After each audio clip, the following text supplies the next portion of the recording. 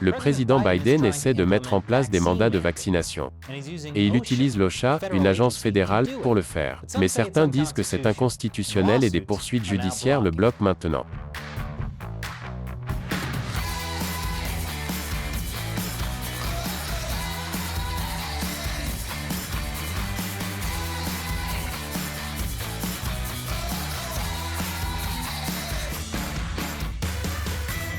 Bienvenue à l'émission Amérique dévoilée, je suis Chris Chappell. Le président Biden a eu 2 semaines difficiles. Et pas seulement parce que les gens n'arrêtent pas de lui dire qu'il est nul. Qui aurait pu savoir qu'être président? C'est exactement comme lire des commentaires sur YouTube. Mais les problèmes de Biden ne se limitent pas aux détracteurs. Il a subi une série d'échecs judiciaires qui ont mis en suspens son programme de vaccination. Merci à ses fichus freins et contrepoids.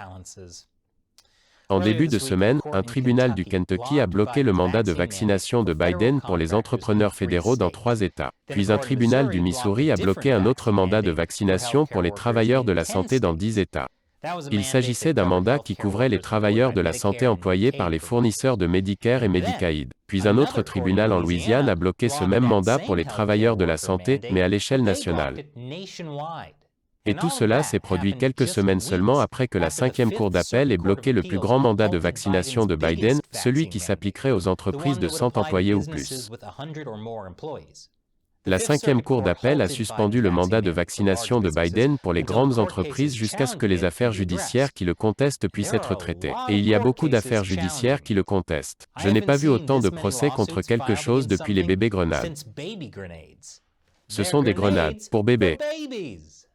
Au moins 27 États, de nombreuses entreprises privées et des groupes industriels, des organisations religieuses et d'autres groupes ont poursuivi l'administration Biden au sujet de la règle. Ils prétendent que c'est un excès fédéral et que c'est inconstitutionnel. D'autres prétendent que c'est le jeu final sataniste de Bill Gates sur les micropuces. Bien que les procès de ces personnes n'aient pas été pris au sérieux, puisqu'ils ont été remplis au crayon sur le dos d'une serviette de Chili's.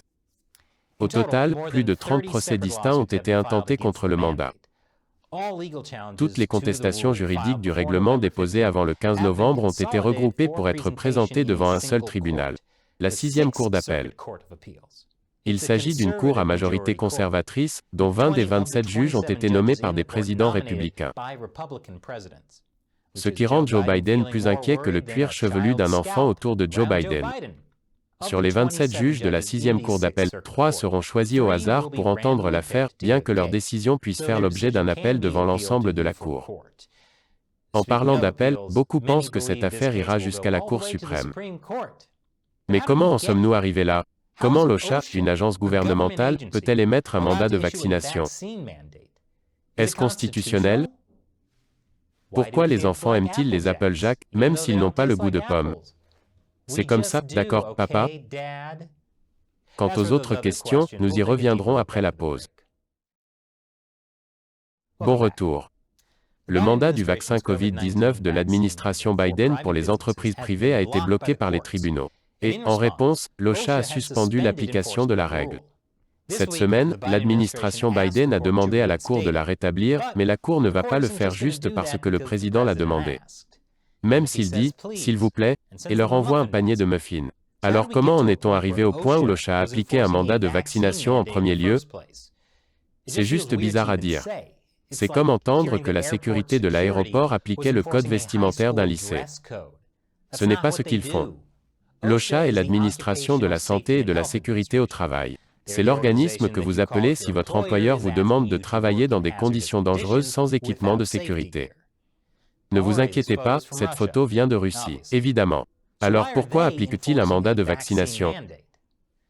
Pour répondre à cette question, il faut revenir un peu en arrière. Lorsque le président Biden a publié son plan d'action Covid-19 le 9 septembre, l'un de ses objectifs était de vacciner les personnes non vaccinées. Biden prévoyait d'y parvenir en utilisant les pouvoirs réglementaires et d'autres actions pour augmenter substantiellement le nombre d'Américains couverts par des exigences de vaccination, qui deviendraient dominantes sur le lieu de travail. Ce qui est une façon élégante de dire « faire que leur patron fasse notre sale boulot ». Et il a fait ça en impliquant l'OSHA. C'est une solution de contournement. Au lieu de prendre des personnes non vaccinées, de les retenir et de les forcer à recevoir une injection, cette solution utilise la bureaucratie fédérale pour punir les entreprises qui n'obligent pas leurs employés à se faire vacciner. Donc, c'est la façon économique de les retenir et de les forcer à recevoir une injection, ce qui ressemble à un mouvement latéral éthiquement. Sous la direction de Biden, l'OSHA a créé la norme temporaire d'urgence sur la vaccination et les tests Covid-19. Que fait cette norme temporaire d'urgence? Eh bien, étant donné qu'elle fait 490 pages, beaucoup. Qui sont les auteurs qui rédigent ces énormes tomes littéraires en si peu de temps? Et peuvent-ils s'il vous plaît donner quelques conseils à George R.R. Martin? Où est Winds of Winter, George? Mais voici les éléments importants.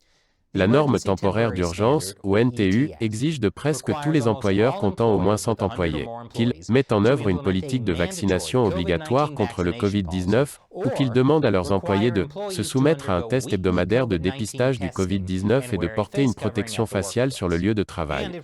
Et elle exige des employeurs qu'ils obtiennent une preuve de vaccination de leurs employés et qu'ils tiennent un registre du statut vaccinal de chaque employé. Vous voyez ? Vous n'aviez pas besoin de 490 pages pour ça, je l'ai juste résumé en 490 caractères. Je vous en prie. La NTU stipule également qu'elle prévaut sur les exigences locales et étatiques incompatibles, y compris les exigences qui interdisent ou limitent le pouvoir des employeurs d'exiger la vaccination. En d'autres termes, la NTU de l'OSHA l'emporte sur toutes les lois des États. Ce qui revient à dire que Biden dit « désolé, pas désolé » à tous les gouverneurs républicains qui sont opposés au mandat. Et je suis sûr que si on lui demandait, l'attaché de presse de la Maison-Blanche, Jen Psaki, répondrait « ce n'est pas un dépassement du gouvernement, c'est juste le gouvernement qui les dépasse ». Vous voyez, totalement différent. La règle a été publiée dans le registre fédéral le 5 novembre.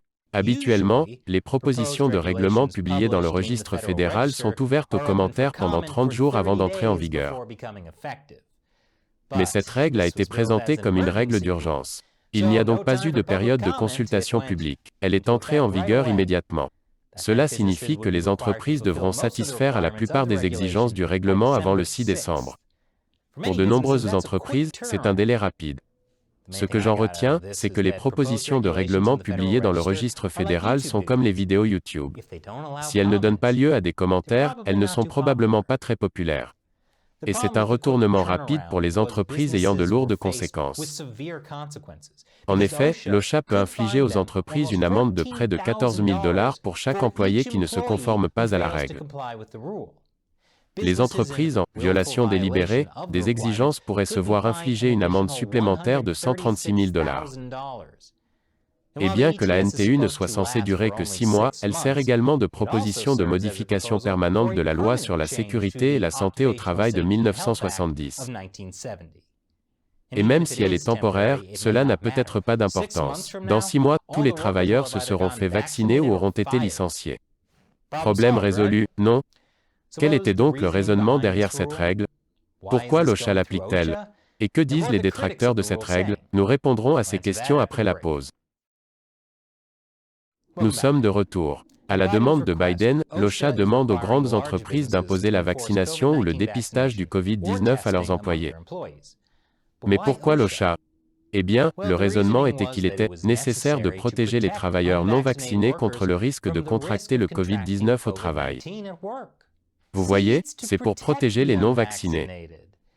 Selon les estimations de l'OSHA, cela permettrait d'éviter les décès d'employés, plus de 6 500 d'entre eux. C'est presque autant d'employés que vous pourriez sauver par mois en interdisant aux employés de McDonald's de manger au McDonald's. Parce que l'objectif déclaré de l'OSHA est d'assurer des conditions de travail sûres et saines, on pourrait faire valoir que les travailleurs non vaccinés représentent une menace pour les conditions de travail sûres et saines. Et la Maison-Blanche a argumenté dans ce sens. L'administration a clairement l'autorité pour protéger les travailleurs et les actions annoncées par le président sont conçues pour sauver des vies et arrêter la propagation du Covid-19. Le département du travail a la responsabilité de garder les travailleurs en sécurité et l'autorité légale pour le faire. Tout comme l'OSHA, qui a déclaré sur le site de l'NTU qu'elle reste confiante dans son autorité pour protéger les travailleurs en cas d'urgence. Il s'agit de sauver des vies. Du Covid, bien sûr. Ils n'ont toujours pas interdit aux employés de McDonald's de manger du McDonald's. Qui pourrait être en désaccord avec une politique qui vise à sauver des vies? Eh bien, il s'avère, comme nous l'avons vu, que beaucoup de gens le pourraient.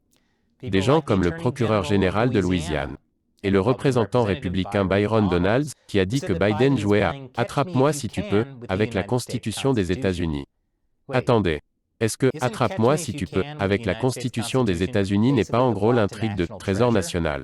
Oui, je sais que c'était la déclaration d'indépendance. Le président Biden, en 2020, était également opposé au mandat de vaccination du président Biden.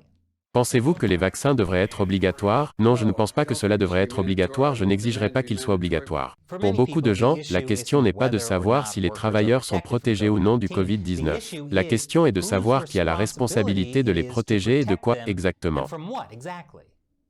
L'ancien secrétaire adjoint américain au travail pour l'OSHA, John L. Henshaw, affirme que l'OSHA tient l'employeur responsable de la protection de ses travailleurs contre les dangers reconnus et non une agence gouvernementale.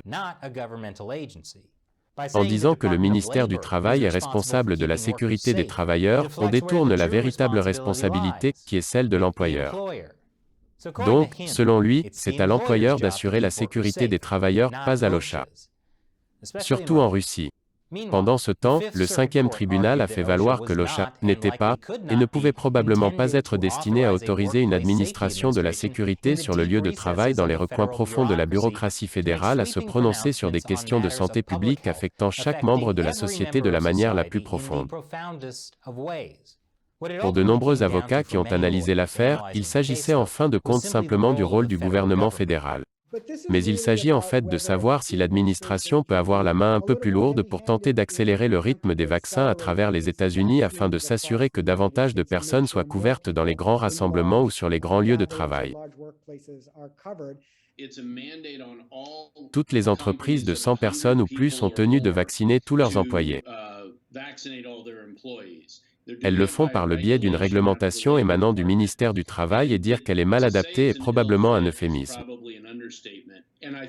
Je pense qu'il s'agit d'une affaire tellement solide que le gouvernement fédéral a si peu d'autorité pour tenter d'imposer ses mandats que ce n'était pas une décision difficile pour le tribunal.